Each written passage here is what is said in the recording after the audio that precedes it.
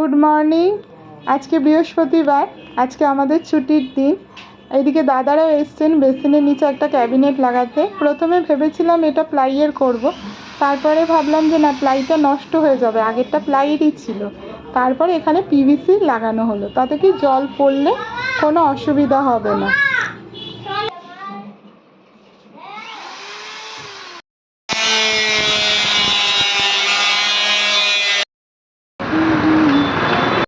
বিকালবেলা বাবুকে নিয়ে আমরা গেছিলাম সামনেই বাজার কলকাতাতে, ওর যে পয়লা বৈশাখের জামা কেনার জন্য।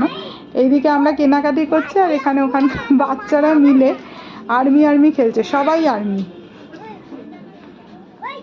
কেনাকাটির পরে পাশেই রেস্টুরেন্ট থেকে ধোসা খেয়ে আমরা বাড়ি ফিরলাম। ও ফেরার পথে একটু আমরা ফালুদাও খেয়েছি।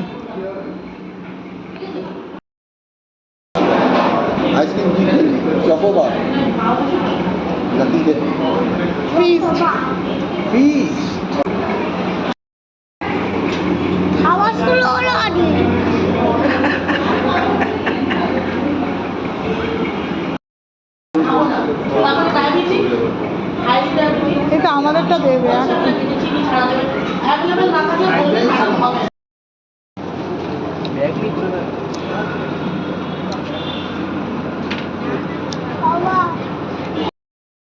সুন্দর, এটা ভালো লাগবে